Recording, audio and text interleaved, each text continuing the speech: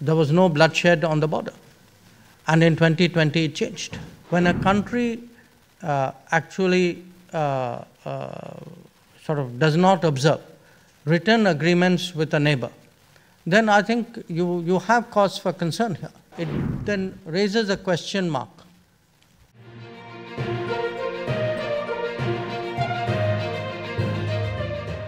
Border विवाद के बीच फिर चीन ने दिखाई आंख, कहा एलएसी पर ज्यादा भारतीय सैनिकों से तनाव बढ़ेगा।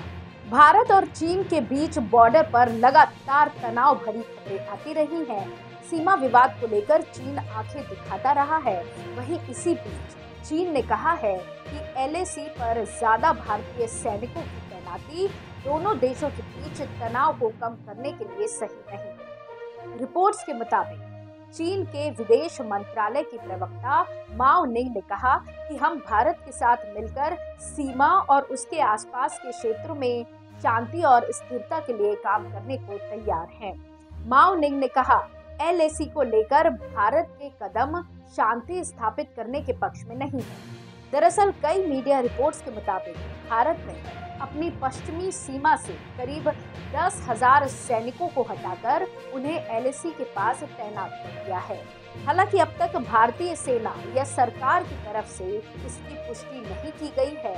वहीं कुछ दिन पहले ही चीन के रक्षा मंत्रालय के प्रवक्ता ने कहा था कि एलएसी बॉर्डर पर भारत के साथ फिलहाल स्थिति सामान्य है।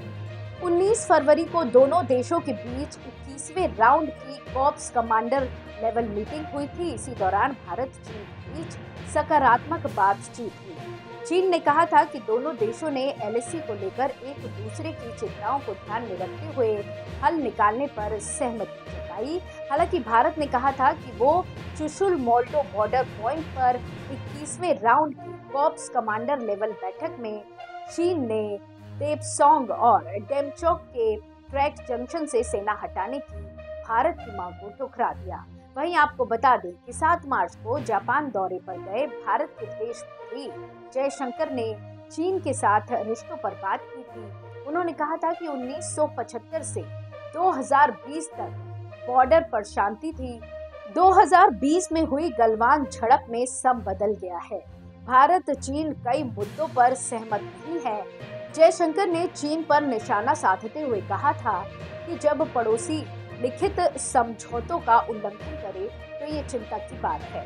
इससे दोनों के रिश्तों की स्थिरता पर सवाल खड़े होते हैं। दुनिया बदल रही है, ऐसे में दूसरे देशों के साथ भारत के रिश्तों में भी बदलाव आ रहा है।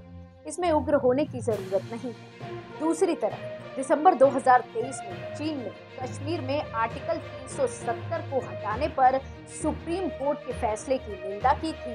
चीन के विदेश मंत्रालय की प्रवक्ता माओ निंग ने कहा था कि इस फैसले का बीजिंग पर कोई फर्क नहीं पड़ता। भारत चीन बॉर्डर का पश्चिमी हिस्सा हमेशा से चीन का रहा है। अब आपको बता दें कि गलवान घाटी में क्या हुआ था। साल 2020 अप्रैल-मई में चीन ने ईस्टर्न लद्दाख के सीमावर्ती इलाकों में एक्सरसाइज के बहाने सैनिकों को जमा किया था। इसके बाद कई जगह पर घुसपैठ की घटनाएं हुई थी। भारत सरकार ने भी इस इलाके में चीन के बराबर संख्या में सैनिक तैनात कर दिए थे। हालात इतने खराब हो गए कि 4 दशक से ज्यादा वक्त के बाद एलएसी पर गोलियां चली। इसी दौरान 15 जून को गलवान घाटी में चीनी सेना के साथ हुई झड़प में 20 भारतीय सैनिक शहीद हो गए। गलवान झड़प में चीन के 38 सैनिक मारे जाने की बात कही गई थी। हालांकि चीन ने केवल 4 की मौत कबूली की। इसी तरह की और खबरों के लिए जुड़े रहिए एयर न्यूज़ के साथ। धन्यवाद।